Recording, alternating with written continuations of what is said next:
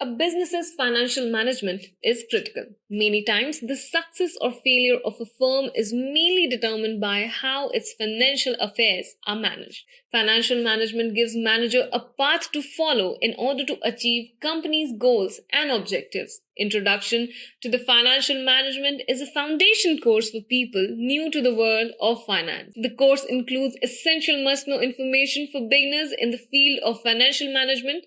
The course introduces students to the world of finance and demonstrate why financial managers are game changers in the business world. Certainly, this course is a good starting point for those who want to continue their education in the field of advanced financial management. After completing this course, you should have a solid understanding of some critical aspects of financial management, such as goals of financial management, the role of a financial manager, the scope of financial management, the agent-principal relationship, the safety of business investment, and many other important aspects of financial management.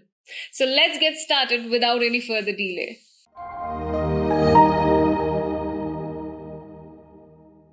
If you have not subscribed to our channel yet, I want to request you to hit the subscribe button and turn on notification bell so that you don't miss out on any new updates or video releases from Great Learning. If you enjoy this video, show us some love and like this video. Knowledge increases by sharing, so make sure you are sharing this video with your friends and colleagues as well. Make sure to comment on the video any queries or suggestions and I will respond to your comments. Hi. Financial management is one of the most sought after course in the area of economics. In fact, for those who are aspiring for the career in the area of banking and finance, financial management is a must-learn area. Well, money is something that we quickly recall for the discussions on finance or financial management. Of course, we're not wrong. In fact, the entire domain of financial management revolving around on money. I'm very sure at individual level, we all know what is finance, how finance works in real time. But with the help of this course, let's try to put our understanding of financial management into a perspective so that your journey of understanding financial management in the advanced levels would be smoother. So why delay? Let's begin our journey. Welcome to the course on Introduction to Financial Management. My name is Pawan Kumar Chandrappa. So in this course, we will be discussing the concept of finance, the definition of financial management in business, the goals of financial management. We also discuss the scope of financial management, the functions of finance manager, the agency relationship, which is one of the most important topic to be discussed in the area of financial management. We discuss about it, the agent and principal relationship. And we also talk about the financial system. We talk about the entire ecosystem of financial system and how each component in the financial system are interconnected. And we also talk about the safety of investments in business. Well, we have a lot to understand. Let's begin our journey with the first topic, the concept of finance. The concept of finance is basically originated from economics. So, what is economics? How an individual or a business or a government making use of these limited resources to fulfill the unlimited dreams or unlimited desires is all about economics. So, that's the underlying principle of economics. So, the concept of finance is derived from these notions. So basically, when we talk about finance, we talk about cash, we talk about banks, investments, loans, funds, and we talk about forecasting. So forecasting the need for money. We talk about borrowings, where to borrow, how much to borrow. We talk about investments, and we also talk about budgeting. So what is budgeting? So budgeting is all about choosing an investment alternative. There are so many investment alternatives. Which one is the best project? Which is the best project to invest in? So choosing the best alternative. So this discusses about budgeting as well. Basically, finance is an art or science of money. We said money is the epicenter of this entire discussion of financial management, of course. Well, when we say finance is all about money, we need to understand finance is also, it's an art of managing money. It's a science of managing money. So why we call finance is the science? We call the finance as science because finance dependent on certain principles for deriving the results. For example, when we talk about the time value of money, we dependent on a compounding or discounting principle, right? We talk about conversion of present value of money into future value, or we talk about conversion of future value of money into present value. So there are certain principles on which the finance is actually dependent. So that's the reason we call finance is the science, because there are certain procedures to be followed to calculate the values. So that's why we call finance is the science. At the same time, we claim that the finance is also an art. Why finance is an art? Because when we are doing a calculations, when we are analyzing the money, we need to understand it is purely based on the skills and abilities of an individual, how to analyze the financial transactions and how to interpret them, how to report them. So it is an art. So it is completely dependent on the individual who is actually conducting this analysis of the financial results or the concepts that are related to finance. So that's the reason we call finance is also an art. Let's jump into the next level of discussion. What are the broad areas of finance? Basically, the finance can be discussed under three important categories: personal finance, business finance, and then public finance. So these are the categories in which we discuss the area of finance. What is personal finance? Is it something related to an individual? Yes. Personal finance is about how an individual earns some money, how an individual is earning money, how income is coming to him or her, what are the sources from which an individual is earning their money. For example, when we talk about personal income, there are 5 different heads, right? So 5 important heads: income from salary, income from house property, income from business or profession, or income from capital gain, income from other sources. So these are the sources from which an individual is earning money. Now, these are the sources of income. Finance talks about how an individual is actually earning from these sources, how money is flowing to his bank accounts. The next thing is spending. How an individual is spending. Let's say he has earned 1 lakh and how is spending 1 lakh, right? So spending on, for what reasons is spending? Is he spending for medical expenses, or is he spending for investments, or is he spending for daily cash requirements, or is he spending for to buy any long-term assets? So that is the spending pattern that we analyze in finance, in personal finance. Well, we understood there is an income, there is a spending. Now, let's assume the income is more than spendings. Let's say he's earning 1 lakh and he's spending, say, 80,000. So 20,000 is something that is called saving. This is the surplus. Now, with the surplus, what is he doing, or what is he or she is doing? Is he or is she saving this money and keeping it in the bank deposits, or how she is making use of that money? Is she investing this money, or is she buying some long-term assets?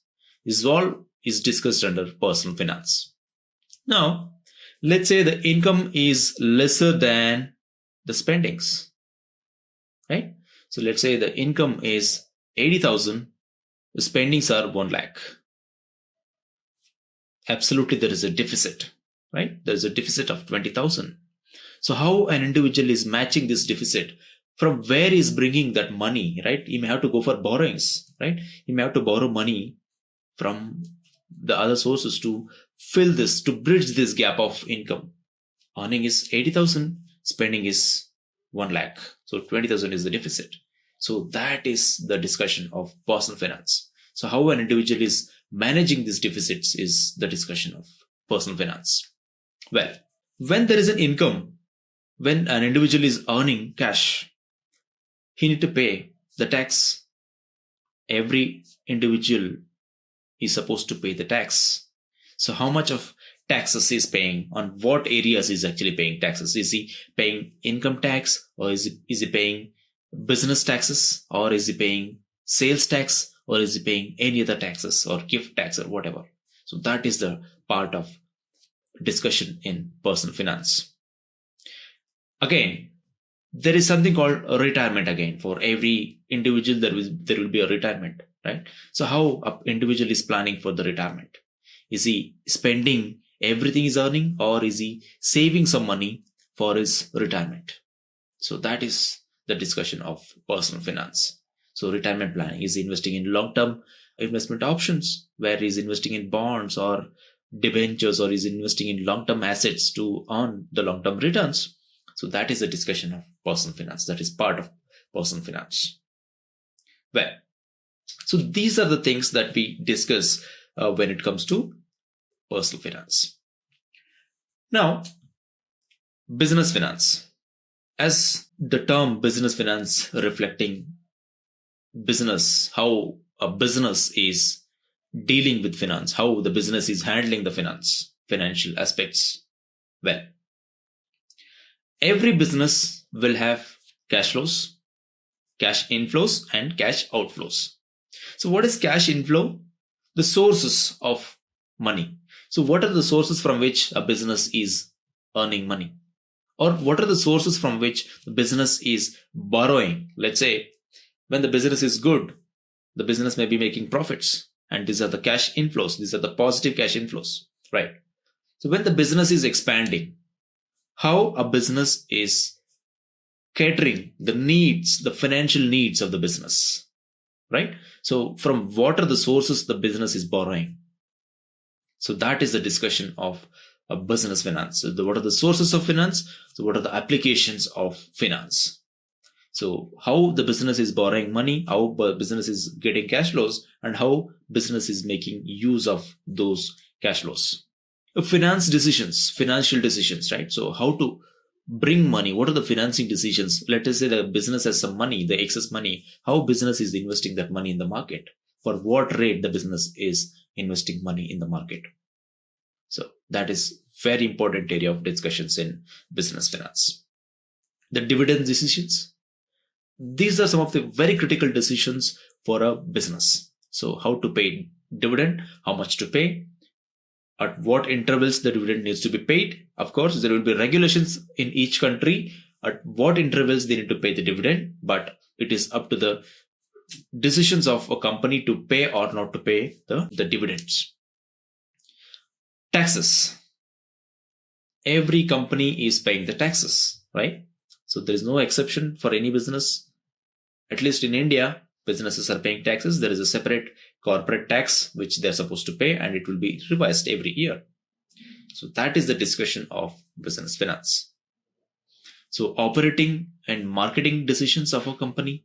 So what are the operating decisions? What are the operational aspects of the business? And we talk about the marketing aspects, how money is required for marketing activities. And also the accounting aspects are very much part of the business finance.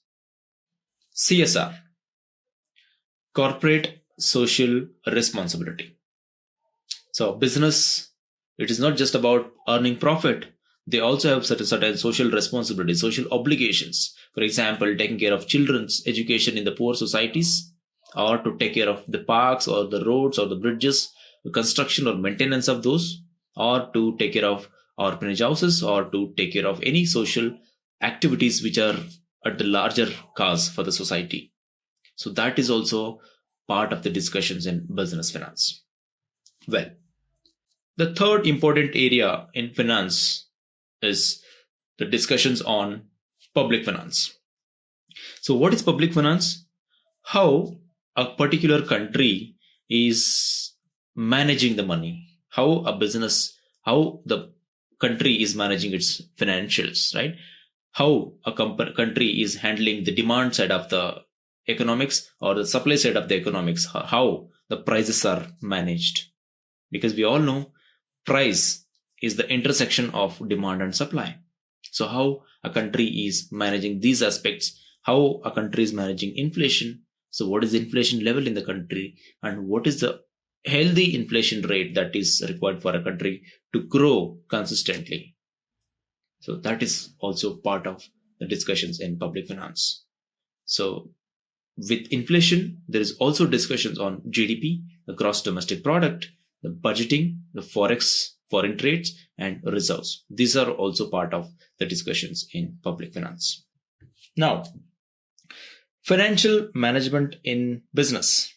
So we have understood how financial management of finance works in individual's life or in aspect of country, but we'll dive deep into understand what is financial management in business. Basically, financial management in business is it's an application of management principles in financial activities.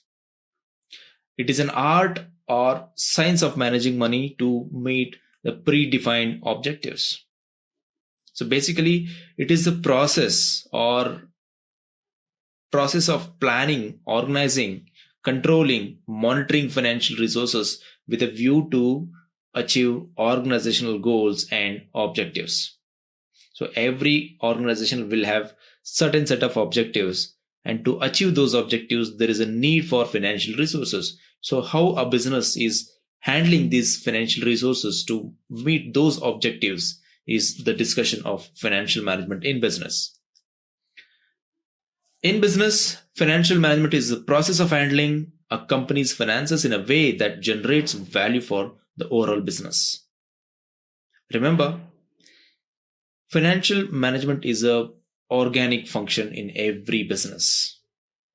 There will be a dedicated department to take care of the financial aspects of a business. So they take care of all transactions. They analyze all the transactions. They do projections for the business. They analyze the requirement for financial resources, right? And the person who is responsible to take care of the financial activities is generally called as a financial manager. Of course, there are different dimensions to see the financial manager. There are various titles in which we can call the financial manager, of course, but the roles and responsibilities of finance department is all about taking care of cash inflows and cash outflows. At strategic level, financial management is all about planning cash inflows and cash outflows. How company or a business is planning the cash inflows and cash outflows is the discussion at strategic levels. At tactical levels, financial manager or the people who are responsible to take care of financial aspects at the ground level or the entry level is to record the transactions, business transactions, analyze and produce the report for in front of the management to take strategic decisions that are related to the business. So that is at two different levels we can see in an organization.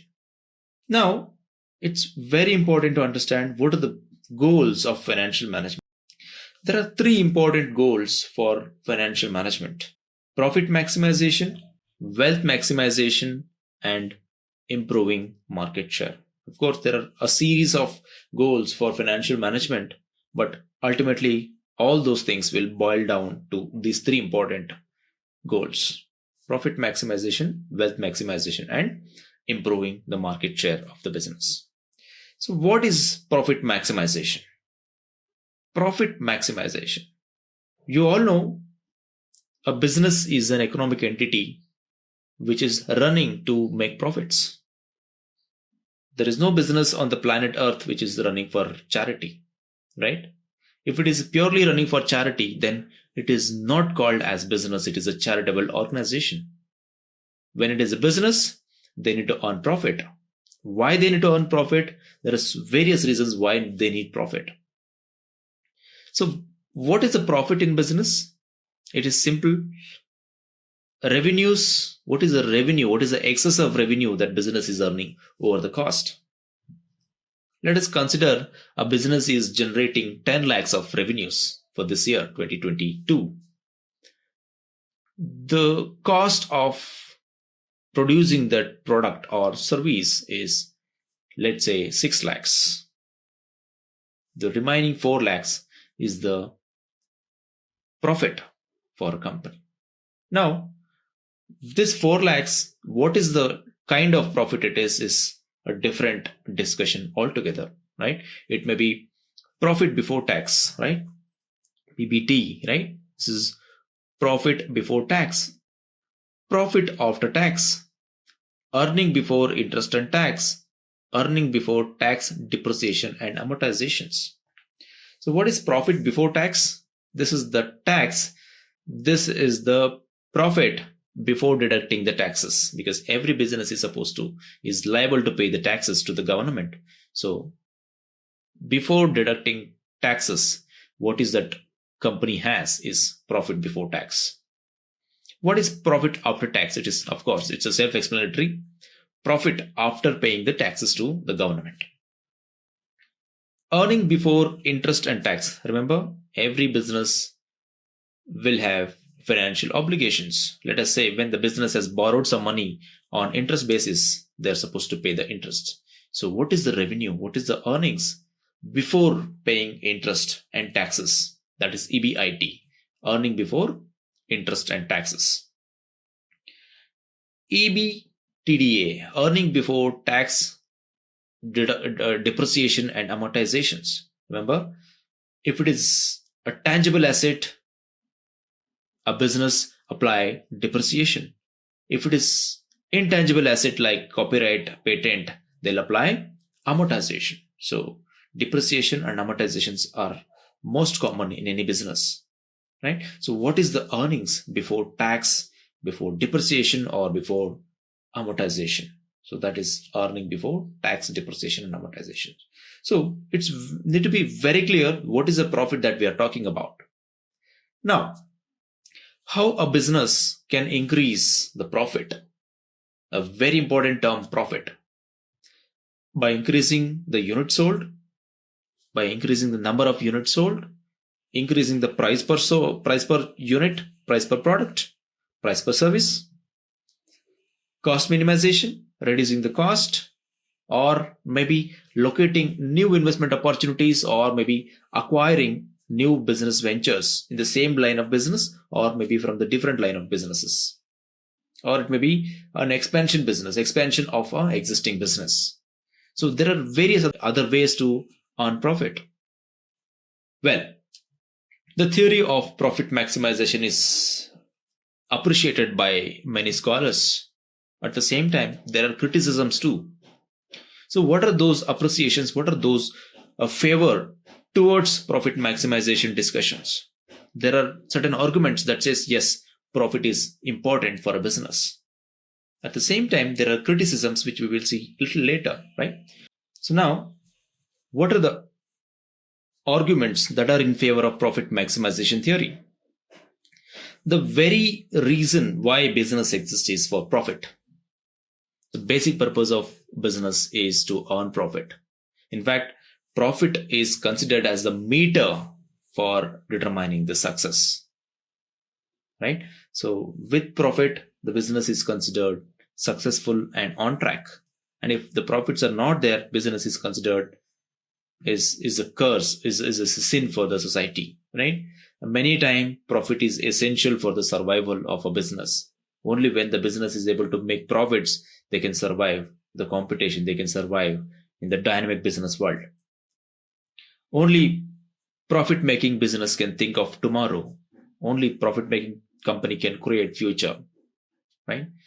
That is the reason profit maximization is very important. And also, we need to understand profit is accepted by the society as long as the profit is earned in a legitimate way. For example, the profits are earned with legal routes. It is accepted. The society is okay as long as it is a win-win for the society, win-win for the business, for the employees, for the stakeholders, to the customers, right? For everyone. So there is no problem earning the profit. It is required. It is very important. And society considers it is not a sin as long as it is legitimate. There is also an argument that a business which is loss-making is a burden to the society, right? A business which is under huge losses, they may not be able to pay the salaries. They may not be able to pay their stakeholders. They may not be able to pay their suppliers. They may not be able to pay dividends. They may not be able to pay taxes or interest on the borrowings. Though ultimately they'll become a sin, or they may become burden to the society. These are the in favor of profit maximization. These are the arguments in favor of profit maximization. Now, there are certain arguments where profit maximization is criticized. The very important argument against profit maximization is the profit is not clear. So what profit are we talking about? Are we talking about net profit, or we're talking about the gross profit, right? We're talking about profit before tax, or we're talking about profit after tax, or it is earning before interest and tax, or it is profit before interest, tax, depreciation and amortization. So what profit are we talking about? It's not very clear. So when we say the ultimate goal of financial management is to maximize the profit, which profit the business wants to maximize? So that is not clear. So that is a criticism against profit maximization theory. Duration. What is the duration for which profit maximization goal is set? Is it long term, or it is short term, say 1 year, less than 1 year? Many a times, businesses are compromising on their long term profits when they are focusing too much on the short term profits. So that is the sin. That's a very, unwanted sign of profit maximization goal. Scale factor. Synchronization between size of the business and volume of profit. Many times you would have heard that the cost of setting this business is, say, 10,000, and the profits we can expect from this business is 1 lakh. Don't you think it is something unusual? Your investment is just 10,000 and you're going to earn 1 lakh. And there is the smell of illegitimate activities in the business. You just invested 10,000 and you are saying you are going to earn 1 lakh. How is that really possible? Because when a business is investing 10,000 or 10,000, a business may expect 30% or 40% or 50% returns, considering the risk return factors, right? How are you able to make those many times of your initial investment? So that is something, is a very big question mark when it comes to profit maximization. Consideration of time factor. Are we considering time factor when we talk about profit maximization? The question is unanswered. The profit maximization focusing only on maximizing profit. What is the time duration we are considering to earn that profit? Is it 1 year, 5 years, 10 years, 20 years? What is that? Is unanswered. That is a criticism on profit maximization theory.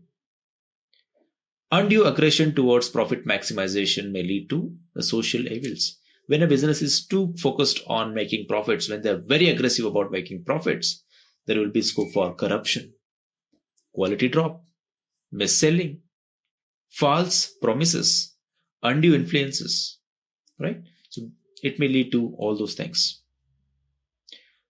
It ignores risk associated with profits. What is the risk associated with profit? Remember, risk and reward are two faces of a single coin. So what is the risk we are going to take to earn the profit is not discussed under profit maximization theories. Wealth maximization goal. So very important, very popular goal of financial management, wealth maximization. And this is one of the most, the recent approach towards financial management. And it is popular too. When it compared to profit maximization, wealth maximization goal looks very attractive. So before we understand what is that is catching the attention of the corporate world, let us understand what is wealth maximization. What is wealth? Wealth maximization is basically an increasing the value of business to increasing the value of shares held by the stakeholders. When we say stakeholders, who are the stakeholders to the business? There are two important categories in which we can segregate, we can classify the stakeholders. External stakeholders, internal stakeholders. Who are the stakeholders who are external to the business? Creditors, governments, suppliers, tax authorities, customers, media, and the society. So these are the people, these are the entities which are outside the business. They're outside to the business. They're not insiders to the business. Now, who are the insiders to the business? Insiders to the business may be shareholders, managers, board of directors, and employees. So these are the people who are internal to the organization. So value of these stakeholders is to be increased. How? Through wealth maximization. We're talking about wealth. So how? What is wealth? Basically, wealth maximization means increasing the price of the share or ensuring the dividends are paid to the shareholders. Let us say I have invested rupees 100 in a particular share. After 1 year, company is declaring a dividend of rupees 10. That 10 is the value. That's a value maximization. Now, let's say the price of the share is 100. By the end of this year, the price of the share is, let's say, 120. So this 20 is the wealth. That is the wealth that is created by the business. So wealth is maximized. The share price is increased. We calculate the wealth of a business through various techniques. So one of the ways to calculate wealth of a business is through NPV, net present value. So what is net present value? Net present value is the present value of benefits minus present value of all the costs. Right? So that is a calculation of wealth. Now, what are the arguments in favor of wealth maximization goal? So it takes care of larger interest of the stakeholders. We're not talking about profit, we're talking about wealth, increasing the value of stakeholders. So it takes care of larger interest of the stakeholders. Wealth is based on cash flows, not on profits. In profit maximization, we talk mostly about the profit. We talk about profit before tax, profit after tax, EBIT, earning before interest and tax, profit after tax, right? So these are the aspects we discuss the profits. But in wealth, we're not talking about the profits. We're talking about the cash flows, how much cash flows the business is able to generate. Long-term perspectives rather than the profit maximization goals. When we talk about profit maximization, we talk about how to increase the profits. When we talk about wealth maximization, we talk about how to increase the value for stakeholders in the long run. Remember, profit is looked for the short run. Wealth is looked at the long run. A consideration of time value of money, wealth maximization goal do consider time value of money. The rupee earned today is worth more than the rupee that would be earned tomorrow, right? So it gives weightage to that principle. Wealth maximization goal considers risk and uncertainty factors and help board members to create consistent dividend policies. Well, so these are the favored arguments of wealth maximization goal. Now, there are certain criticisms on wealth maximization also. So what are the criticisms on wealth maximization goals? It is prescriptive idea, not a descriptive idea. So creation of wealth for the stakeholders is just prescriptive, just prescribing that wealth of the stakeholders need to be increased. How to increase this wealth of the stakeholders is not discussed under wealth maximization theories. Wealth is not socially desirable. This is one of the most debated criticism on wealth maximization. So why it is not desired? Why it is not appreciated in the society? There are various reasons. The wealth should not be concentrated on few hands. When a business is concentrating on wealth maximization, the wealth will be concentrated. For example, when we say the business is dominated by major players in the corporate world, let's say we talk about Alibaba, we talk about Elon Musk, we talk about Bill Gates, we talk about Ambani, right? We talk about Mark Zuckerberg, right? We talk about many others who are actually are the legends in the business and who are creating wealth. So what is happening? The wealth of the world is concentrated on a few hands. It is concentrated. When the wealth is concentrated on a few hands, what will happen? They'll destroy the competition. They may destroy the competition. They may ensure there is a dominance of their business in the entire industry. And ultimately, that will cause serious problems for the end users, the customers. So that is one of the arguments put forth why wealth maximization should not be a consideration for financial management. Of course, there are debates on that. Of course, there are arguments against which is not true, but this is something that is discussed in the domain. Maximization of shareholders' value is a very generic term, or it's a vague term. When we say maximizing the stakeholders' value, when we mention stakeholders, it also includes the debenture holders, the bond holders, the creditors, the everyone who are just invested their money for fixed interest, right? So what is that they're going to earn? When the business is able to create wealth, when the business is able to add value to the business, what will be the benefit for debenture holders who are just receiving a fixed interest every year? And how the value of these stakeholders increased is a question mark. So wealth maximization is not really focusing on the debenture holders, on the creditors who are receiving fixed interest from the business, no matter how much ever the profit the business is making. They're kept in a separate note. They are not considered for the profit. They are just considered for interest payments. The decisions of manager to maximize wealth may lead to employees' exploitation. When the business is too aggressive on wealth maximization, the employees may be exploited. The customers too may be exploited because the business is concentrating on wealth maximization.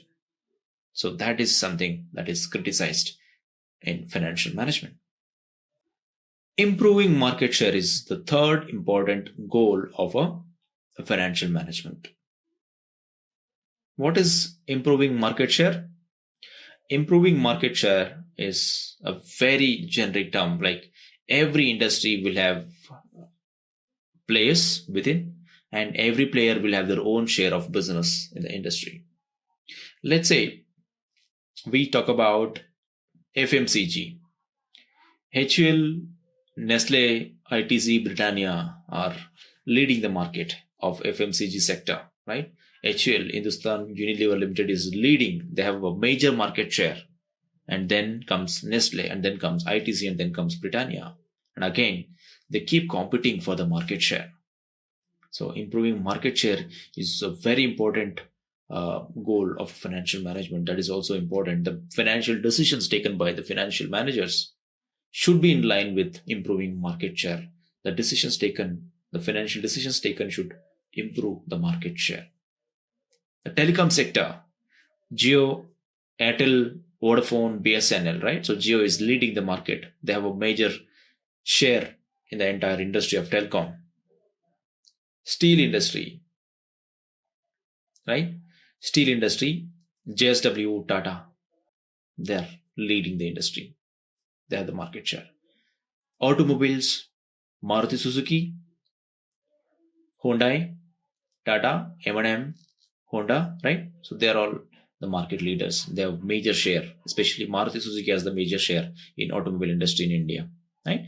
So the decisions taken by a business should improve the market share of a business. Investors can understand the market share of company through various sources, right? So how to understand the market share of a business? There are various ways to understand the market share. For example, one of the common routes is to analyze the annual reports of a business. So understanding the size of the balance sheet is the way to understand the market share. There are other ways, like they can go to published material on companies. They can check television, they can check newspapers, right? There are various sources from which they can understand the market share through advertisements also, right? And also increase or decrease in the market share indicates the current position of the business. So if the market share of the company, let's say automobile industry, Maruti Suzuki has got major share in the industry. Whether it is increasing or decreasing is also one of the major parameter to understand whether the company is doing good or not. So that is the reason why we need to understand the market share of the business. Economies of scale. By focusing on economies of scale, companies improve the market share. So what is economies of scale? By increasing the number of units sold, they can reduce the cost incurred in manufacturing those goods or services or producing those goods and services. So by producing large number of quantity, selling large number of quantity, they can increase the revenue for the business. So that is economies of scale. Growth in market share also grows the revenue. When the market share of a business is growing, that indicates that the business revenues are also growing. And the growing market share will efficiently manage the competition. So if the market share of a company is increasing, the competition is very well managed. The competition is, to an extent, it is reduced. So that is the importance of improving market share. So what we wanted to understand is improving market share is a very important goal of a financial management. The financial manager should take decisions, the finance decisions, in line with this particular aspect, improving the market share for a business. Now, how do companies increase market share? There are various ways in which companies can improve the market share for the business.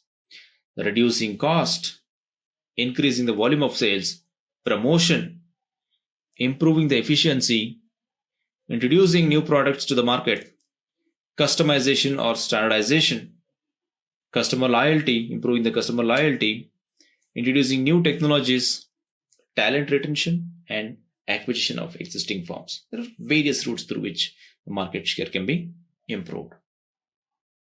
Well, market share improvement is also not free from the criticisms.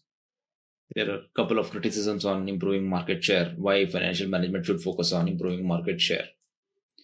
Acquisition may lead to monopoly, right? When there is a focus on improving market share, there will be scope for monopoly or duopoly. So what is monopoly? Only one company is ruling the entire market or the entire industry. What is duopoly? Only two companies are ruling the entire industry. Right now, if you look at Indian telecom sector, there is a situation of duopoly, right? You can see Jio. To an extent, you can say it's a monopoly, but it is not established because Jio is got major stake, major share in the entire telecom industry. There is also some other players like Airtel. They also successful in retaining their market share to an extent, right? So you can see the situation of duopoly, Jio and Airtel ruling the market. So that is not good because when there is monopoly or a duopoly situation, the customers will be impacted. How? There will be less alternatives because customers cannot go for alternatives. They have just Jio or they have Airtel, right? They cannot go beyond those two players because they have the major share and they are the top players in this industry. And when they have dominance in the industry, they can increase the prices because there is a dependency. People have dependency on these companies. They can increase the prices. The customers can do little about that, or they cannot do anything about that. They just need to pay and use the services because there is no alternative in the market, right? Unethical practices will increase when there is monopoly or duopoly. The unethical practices will increase, like sales, like quality drop, fake promises, service failures, or those things that will increase when there is monopoly or duopoly. So market share improvement, though it is very important for a business, at the same time, when the market share is improving, the companies need to also understand that they need to ensure the services are not compromised or the offerings are not compromised. So that is very important. And that is one of the criticisms of market share improvement. What is the scope of financial management? What is the broader perspectives on financial management? There are three important areas under which we can discuss the entire financial management. It is about financing, investing, and dividend decisions. Every business will encounter these decisions. They're supposed to take these decisions at large. Financing decisions. So, what is financing decision? When a business is growing, when the business is too small, there will not be any need for financial resources, the financial requirements. They can manage with their own money. When the business is growing at scale, they need money, right? So, how a business can access that capital, access that money? There are various sources through which they can borrow money, right? There are shares. By issuing shares, they can obtain funds. By through issuing debentures, bonds, they can go to venture capitalists, they can go to angel investors, they can go to primary markets, they can go to secondary markets, right?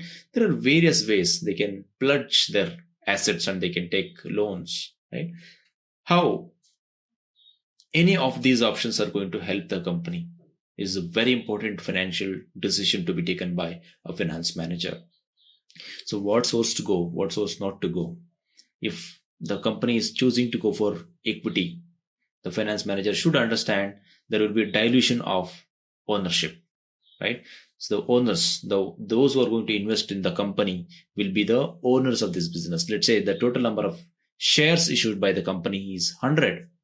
If I take 25 shares of this particular company, I am the owner of the company for the proportion of stocks held by me.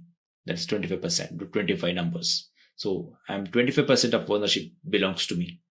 So ownership is diluted. What if the business is going for debt or bond?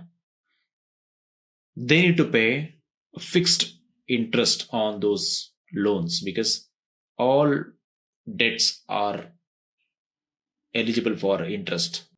The bond holders, the debenture holders will get interest on frequent intervals, maybe regular intervals, maybe quarterly, half yearly, or 1 yearly, right? So the company is supposed to pay interest on those funds. No matter whether the business is doing good, they are supposed to pay the interest. So there's a drawback. Again, this is very important to go for debt or equity or any other sources like retained earnings. What if the business has certain reserves and they wanted to use those reserves to expand the business? What are the advantages and disadvantages? All these things need to be analyzed. So that is the area in which financial management comes into the discussions. Investing decisions. Investing is nothing but it is just what are the options the business has to invest in the industry. Let's say it is a telecom business. So what are the opportunities to invest? What are the investment alternatives available? And how to analyze those investment alternatives? What are the techniques that are supposed to be used? It may be net present value, or it may be payback period, it may be internal rate of return, it may be break-even analysis. So what is the technique a business should deploy to understand the investment alternatives? So what is the business? Which is the business is going to give a quick cash? Which is the business is going to give us long-term returns? Which is the business is going to give higher returns with lesser risk? All these decisions are part of investing sections, investing decisions. Now, dividend decisions. A listed companies pay dividend. At what intervals they need to pay the dividend? How much in dividend they are supposed to pay? Under what circumstances a company should pay the dividend? When the business is making profits, they generally pay the dividend. When there is no profit, they're not going for dividend. Instead, they'll just maintain status quo. And when there is a profit, they'll go for dividend distribution. All these things are part of a financial management at large. Well, what are the functions of a financial manager? So, what are the functions performed by a financial manager? What all roles he will play in his designation in finance department? Estimation of capital requirement for the business is one of the very important, very critical function of a financial manager. Why? Because understanding the capital requirement, understanding the scale of business, what is the scale of business need to be understood. Then only they can make estimations of capital requirement, how much money is required. Only when they understand how much money is required for the business, they can understand where to procure the funds. Let's say the money is required to take care of short-term requirements of the business. They can understand what is the right source to go for funds. Once they understand what is the estimation of capital requirement and how to procure funds, they need to take decisions on capital structure. So I need 10 lakhs for my business. Debt. How much I should borrow from equity? How much I should borrow from government sources? How much I should take from public, right? So it's all very important. They need to understand how much each source. Let us say I need 10 lakhs. I want to borrow 8 lakhs from equity, 2 lakhs from debt, or 5 lakhs from debt, 5 lakhs from equity, or 5 lakhs from debt, 2 lakhs from equity, 3 lakhs from retained earnings, right? Remember, even when the business is using its own capital, that is retained earnings, when the last year they have made profit and they have retained the money, and that is also has cost. They cannot assume that it is free. There is a cost implication for the reserve, that is the bank balance in proprietor's account, right? So that is another decision to be taken by a finance manager. What is the capital structure to be for this business? A resource allocation, understanding for each section how much of financial resources are required and when is something that financial manager need to understand. Disposal of surplus. Disposing the surplus. What is surplus? It may be profit. Profit, how to distribute profit. Who will be given the first major share of this profit? How much to give? These are the decisions to be taken by the finance manager. Management of cash is very important because business also need to maintain certain cash to take care of daily activities, right? So what is the petty cash that is required to take care of daily requirements? What is the working capital requirement? All these decisions to be taken by the financial manager. Principal agent relationship in business, agency theory. So this is one of the most debated topic in the area of financial management, and it is most important areas of discussion.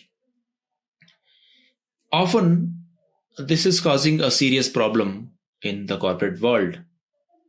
Who is the principal and who is the agent in business?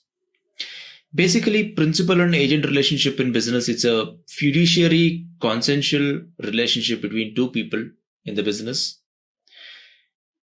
These two people will have their own set of duties and responsibilities.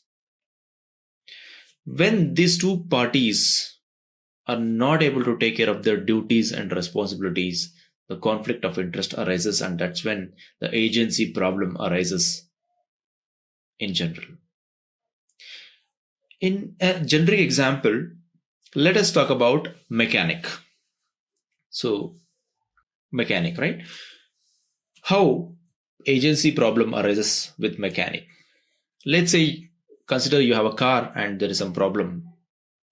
There is a left pulling issue in your car, and you will take your car to the garage and you will show it to the mechanic.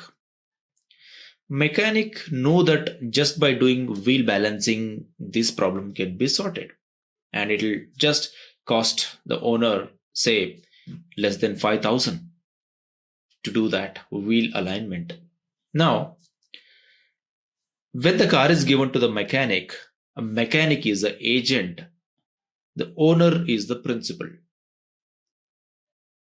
When principal has assigned certain duties to the agent, it is a duty of the agent to take care of the best interest of the owner. That is supposed to happen. When that is not happening, that is when the agency relationship, the agency problem will arise. The car is given to a mechanic, and mechanic know that it is costing less than 5,000. Despite that, the mechanic will suggest the owner to go for a very major repair work or to replace some spare parts in the car, which will cost owner, say, 20,000. mechanic knows that it is just costing 5,000 to the owner if that is going for wheel balancing, but still is suggesting some replacing some spare parts which is of no use. So the agency problem arises. Same with the doctor, same with the lawyer. There is just cough and cold that you can get it tested and you can take medicine, that just over the counter medicine, but still you have gone to the doctor to check. But doctor knows that it is a very common flu which can be, that can be cured with 2 to 3 days of medication, which will cost less than 1,000 rupees to the patient. But if the doctor is not doing that, if the doctor is suggesting to go for some scanning, some major medical tests which are of no use, even the doctor is aware of that. That is when that agency problem arises in this situation. Now, when it comes to a business, how agency problem arises? In business, there are two parties involved. One is agent and one is principal. Who is the agent and who is the principal in a company? Principal is the shareholder, right? The shareholders who are actually invested in the business. They are the owners of the business. Who is the agent? Agent is the board of directors or the chairman who is actually entitled to take care of the operations of the business, the entire business, because the shareholders may not be able to participate in the day-to-day activities of the business. And that is the reason they are hiring board of directors or top officials of the company, including CEO. Now, it is the duty of CEO or board of directors to take care of the best interest of shareholders. The decisions that CEO or the board of directors take should be in the best interest of the principal. Who is the principal? The shareholders.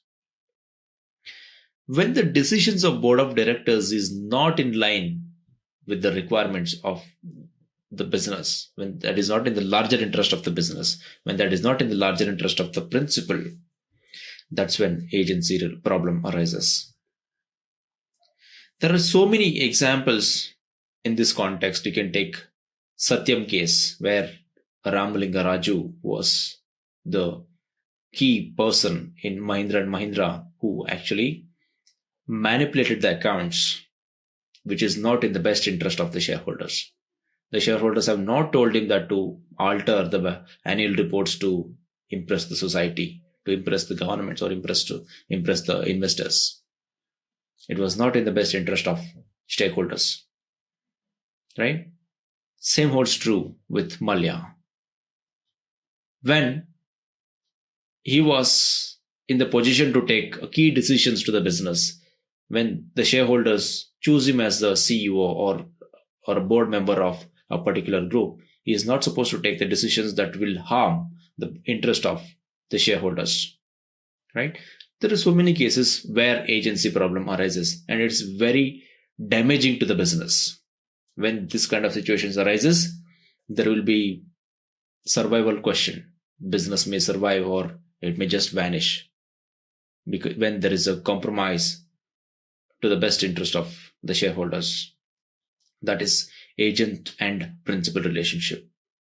In agent and principal relationship, agent is hired by principal and principal pay rewards to agent for the work, for the duties performed by the agent. But when the agent is not impressed about the rewards that he would expect from principal, he may find other routes to increase his financial rewards. And that's when he'll get into the agency problem. Now, this is the time to understand the financial system. So, why we need to discuss about financial system when we talk about financial management of a business? We need to understand business is part of the system, and finance is very much connected with the financial system. A business is a part of the entire ecosystem of a country, right? So we need to understand the financial system, how financial system of a country is functioning, and how a business is connected to the financial system. A financial system of a country can be broadly discussed under three areas: financial instruments, financial markets, and financial intermediaries. It may be any country, it may be for India, it may be for any country, but these are the areas when we can discuss the financial system. Let's understand what are financial instruments. So what are the financial instruments we talk about and how these financial instruments are relevant to the business? Financial instruments are the assets for a business or for any entity. These financial instruments will have economic value. That's very important. They'll have economic value, and these financial instruments are traded in the market. It may be in the exchange or it may be in the over-the-counter market. It may be traded on a listed stock exchanges or it may be traded in over-the-counter environment. Financial instruments will have legal validity, legal tender. That's the reason these are considered as instruments, especially financial instruments. These instruments can be real or virtual. It may be intangible asset or it may be a tangible asset, tangible instrument. It may be a long-term instrument or it may be short-term instrument. It may be a long-term instrument like share or it may be a short-term instrument like T-bill, a treasury bills issued by Reserve Bank of India. Right? Now, what are the financial instruments we talk about? Financial instruments may be equity shares or debentures, bonds, preference shares, certificate of deposit, mutual fund, T-bill, or receivables, any of such instruments. But what we need to understand, these instruments can be classified into two categories, where short-term and long-term. Anything that is invested, any instrument that is traded for less than 1 year is a short-term, which beyond that is a long-term in a generic understanding, right? So debenture is traded for long-term. It's used for 5 years, 10 years, longer term. Bond, right? Debenture is long-term. Bond is long-term because it is traded for more than 1 year. Preference shares, long-term. Certificate of deposit, again, it depends, but considered as long-term. Mutual fund, long-term. T-bill, short-term. Receivables, short-term. Equity shares, long-term. Right? So equity shares are traded, equity shares are issued to the shareholders, and it will be maintained for longer duration. Now, the financial instruments can be viewed under two broad umbrella terms: money market and capital market. Money market is, as I mentioned, money market is for short term, less than 1 year. So it may be T-bill, right? It may be certificate of deposit, right? It may be promissory notes, commercial papers, bank acceptance, or repurchase agreements. Capital market, long term, debt, equity, or derivatives. Debt instruments are entitled to receive fixed interest. Equity holders are entitled to receive dividend. Derivatives, again, it's profits, right? So higher profits. Dividends, when we say derivative, the derivative may be forward contract, futures, options, or swaps. These are the common derivatives that are traded in the market. So these are capital market instruments. So money market instruments, capital market instruments. Now, financial markets. We understood the financial instruments that are traded in the market. Now, what are the financial markets? Financial markets are the marketplaces where the people or the individuals buy or sell the financial instruments. So whatever the instruments we have discussed so far, those instruments are bought and sold in the market. And this is the platform. Financial markets are the platform where we can buy or sell the instruments. What are the financial markets that we can see generally? It may be a debt market where only debt instruments are traded, equity market where all equity shares are traded, primary market, that's also called as IPO, right? IPO. Secondary market, exchange traded, right? So exchange traded. OTC, over the counter market. Cash market, daily transactions, right? So daily the banks are borrowing between the banks within the group will borrow from each other for short-term requirements. So commodities market, where commodities are traded. Money market, where all short-term financial instruments are traded, less than 1 year. T-bill, certificate of deposit, all those instruments are traded in money market. You cannot see these markets in isolation in generally, because many times these markets are overlapping.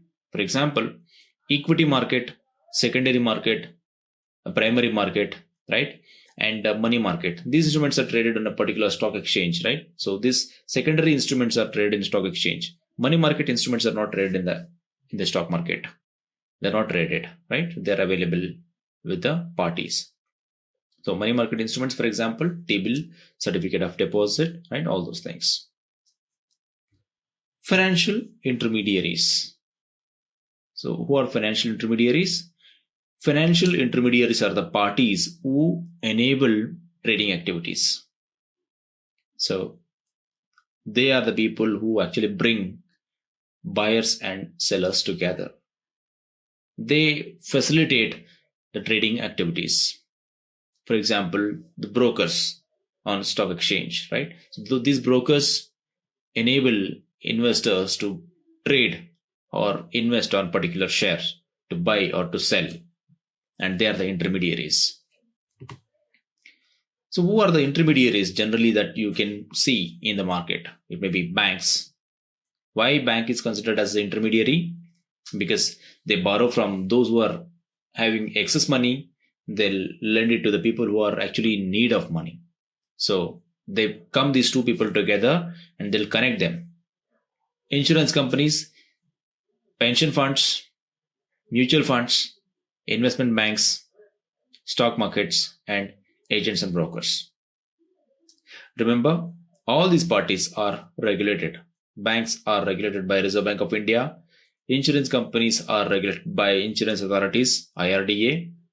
Pension fund is also regulated by pension authorities. And mutual fund, again, it comes under SEBI. Investment banks regulated by SEBI. Stock markets regulated by SEBI. Agents and brokers, definitely they are regulated from SEBI. What is SEBI? Securities Exchange Board of India. It's a watchdog of capital market. Security for investments in business. Now, it's very important to understand the security, how secure the investors are in business. There are various investors in the business. There may be equity shareholders, bond holders, there may be creditors. There are various categories of investors to a business. Now, the question comes, are all these people equally safe? It's very important to understand not all these people are safe, and there are priorities for each of these categories of investors who are saved first when there is something wrong with the business, when the business is approaching bankruptcy. Creditors, bondholders, preference shareholders, and equity shareholders are common people, common investors for a business. At the same time, there are various other categories of investors who actually invest in a business. Now, let us understand who is safe in the business and to what extent they are safe. What is the ranking of their investment safety? This we will understand with a simple example. It will be a very funny and interesting example to understand who is safe in the business. I hope this will help you understand who is safe, who is more safe in the business. Let us take this flight example.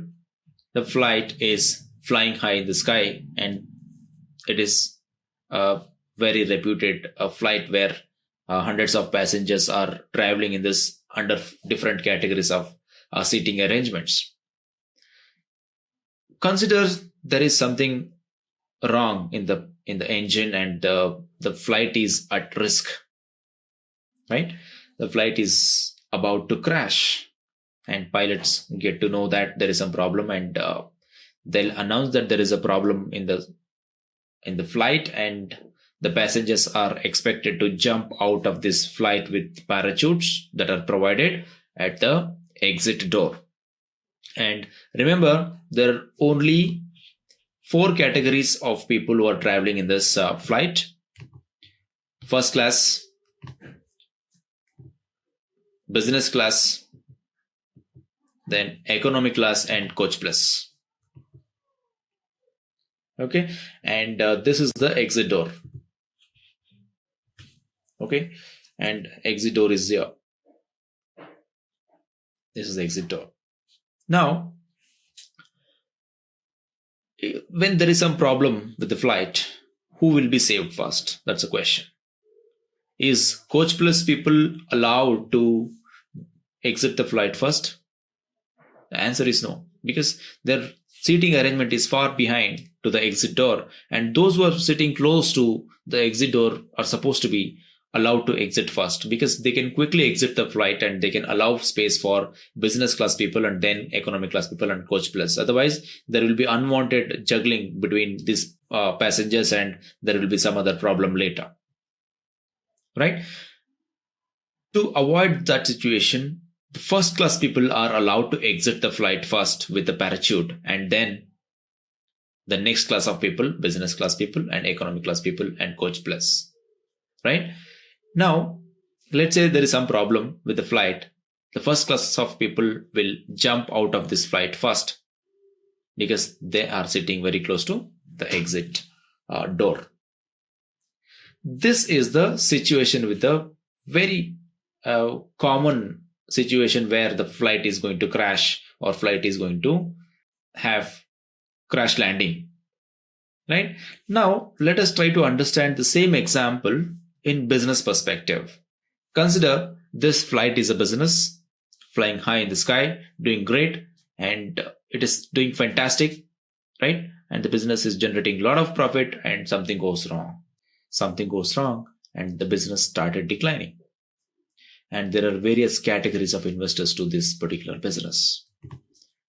Who are those investors? Loan holders, bond holders, preference holders, and equity holders.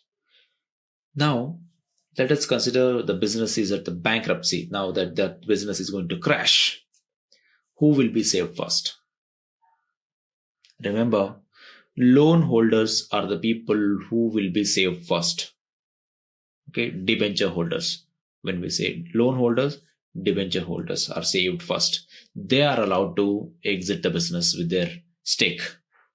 Then the bond holders, and then preference shareholders, and then equity shareholders.